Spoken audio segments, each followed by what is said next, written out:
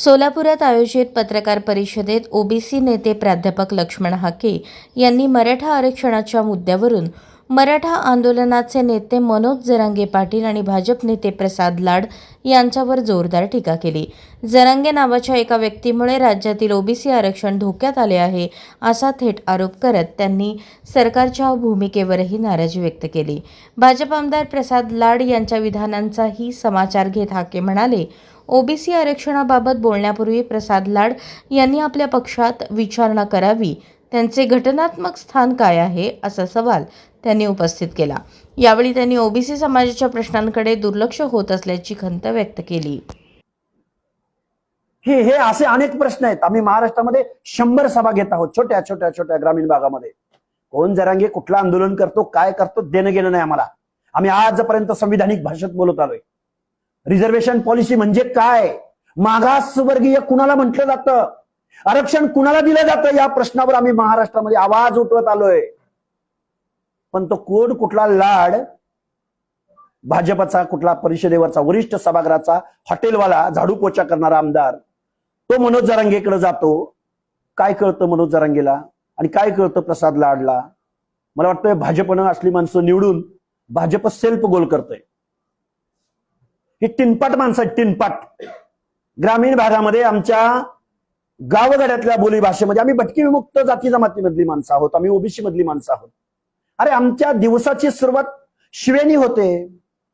मग आम्ही जर शिवराळ भाषेत बोलायला लागलो ना, मग हे टंबरेळ काय यांना नॉलेज आहे प्रसाद लाडला आणि मनोज जरांगेला? तुम्ही ओबीसीच्या अनाथ माती काढवायला चालला आहात.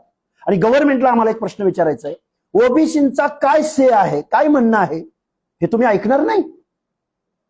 झुंडीनं कोणतरी उठतो आणि तुम्ही त्यांच्या बाजूनं बेकायदा GR काढता, पारित करता. होय, ओबीसीचं आरक्षण संपलंय. एकच उदाहरण देतो, शेकडोनं उदाहरण आहेत माझ्याकडं.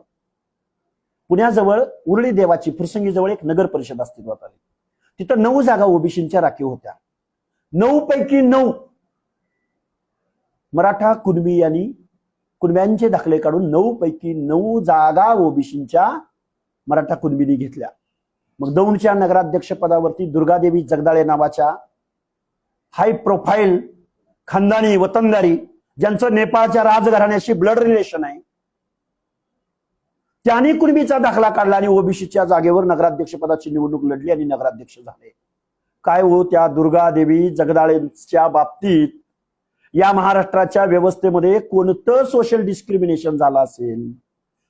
दुर्गादेवी जगदाळे, परत आमच्या फलटणच्या सभापती भोसले, काहीतरी शिवांजली भोसले, आमच्या कोल्हापूरच्या महाराणी, कोल्हापूरच्या महापौर रूपराणी निकम, आमच्या साताऱ्याच्या जिल्हा परिषद अध्यक्षा आमदार महेश शिंदेच्या सुविद्य पत्नी डॉक्टर शिंदे यांच्या बाबतीमध्ये, यांच्या जातीच्या बाबतीमध्ये कोणता सामाजिक दुजाभाव महाराष्ट्राच्या गावगाड्यामध्ये समाज व्यवस्थेमध्ये झाला असेल? त्यांनी कोणती जात दाखवली असेल, कोणता व्यवसाय दाखवला असेल, त्यांच्या कोणत्या पिढीला सामाजिक दुय्यम वागणूक, हीन दर्जाची वागणूक मिळाली असेल, म्हणून या लोकांनी ओबीसीचे दाखले काढले, म्हणून या लोकांनी ओबीसीच्या जागेवरती दाखले काढून बेकायदा ताबा मारण्याचं काम केलं असेल. मुख्यमंत्री महोदय, देताय तुम्ही उत्तर आम्हाला या गोष्टींचं? मुख्यमंत्री महोदय, देताय का या प्रश्नांची उत्तर आम्हाला? ओबीसीचं आरक्षण तुम्ही संपवलंय, ही ओबीसींची भावना आहे. खूप काही गोष्टी आहेत बोलता येण्यासारख्या. 100 आम्ही सभा घेतोय महाराष्ट्रामधल्या, छोट्या मोठ्या. आम्ही गावकसामध्ये, गावगाड्यामध्ये जातो आहोत. मंत्रिमंडळ सब कमिटीचे अध्यक्ष माननीय बावनकुळे साहेब, तुम्ही सब कमिटीच्या आम्ही जे प्रश्न मांडलेले आहेत तुमच्या समोर, ते प्रश्न तुम्ही निर्गमित केलेले आहेत किंवा त्या विभागाला तुम्ही तसे निर्देश दिलेले आहेत. तुम्ही निवडणुकीला सामोरं जात असताना महाराष्ट्रातल्या ओबीसी भटके विमुक्त जात समूहांच्या वेगवेगळ्या जातीच्या महापुरुषांच्या नावानं तुम्ही महामंडळांची घोषणा केली. त्या महामंडळांचे अध्यक्ष कुठे आहेत? त्या महामंडळांना कार्यालय भेटली का? त्या महामंडळांना तुमच्या बजेटमध्ये बजेट भेटलं का? एखादा सचिव भेटला का? एखादा शिपाई भेटला का? आणि मग जर ते भेटले नसतील तर या बांधवांना कसा तुम्ही न्याय देणार आहात? म्हणजे चुनावी जुमला होता तुमचा. ओबीसीचं मतदान हवं होतं तुम्हाला. सत्तेपर्यंत जायला तुम्हाला आमच्या वाड्या वस्त्या तांड्यावरची लोक आठवतात. निवडणुका लागल्या की ओबीसी सेलचे प्रमुख तुम्हाला आठवतात. कोण आहे भाजपचा ओबीसीचा सेल प्रमुख? काय आहे त्याची ओबीसी बद्दलची भूमिका? कोण आहे काँग्रेसचा ओबीसी सेलचा प्रमुख?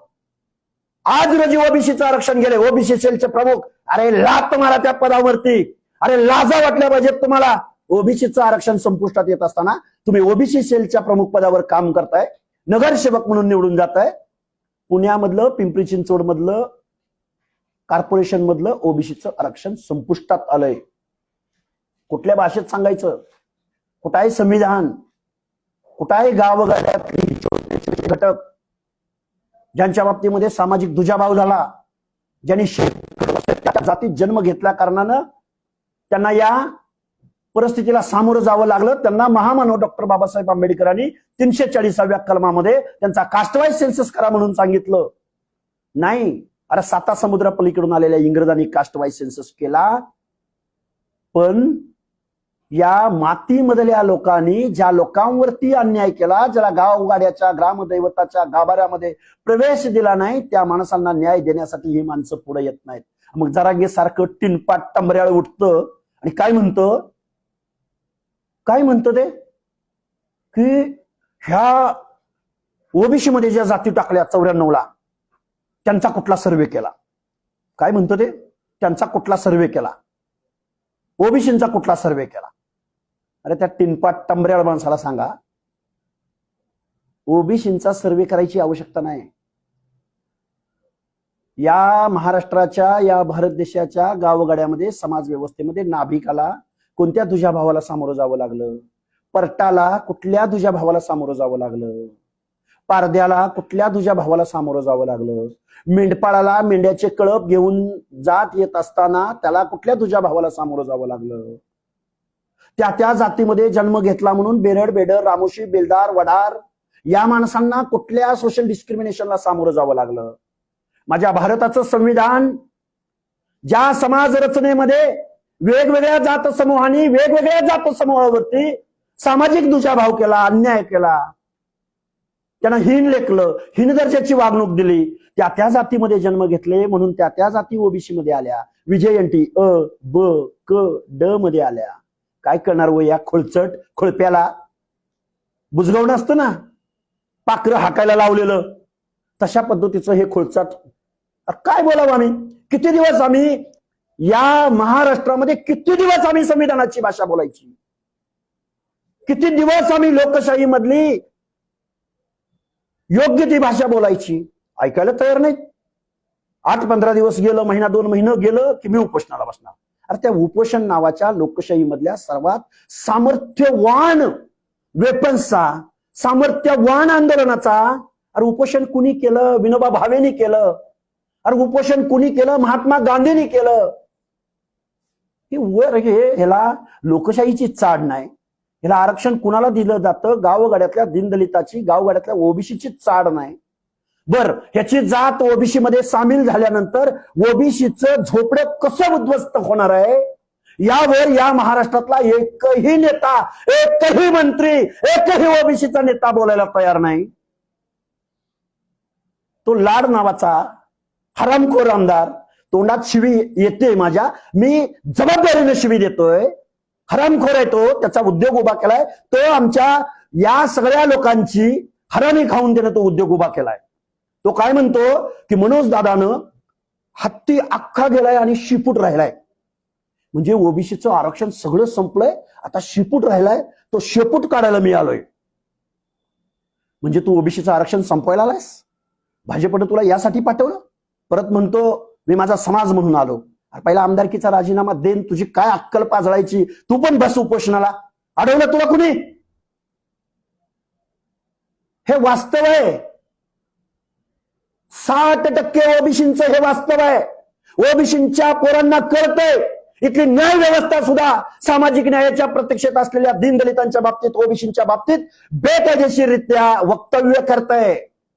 न्यायालय सुद्धा, अरे जनता सार्वभौम आहे, आम्हाला बोलायचा अधिकार आहे.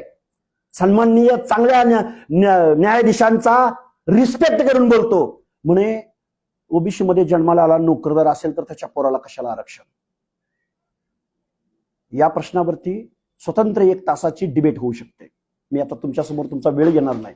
मनोज जरांगे पाटील यांच्यासारखे उपोषण न करता ओबीसी समाज जनजागृतीचा मार्ग स्वीकारणार असल्याचे सांगत आगामी काळात संपूर्ण महाराष्ट्रात ओबीसींच्या 100 जाहीर सभा घेण्यात येतील अशी घोषणा हाके यांनी केली. सरकारने मागण्यांकडे दुर्लक्ष केल्यास जनता सत्ताधाऱ्यांना घरी बसवेल असा इशाराही त्यांनी दिला.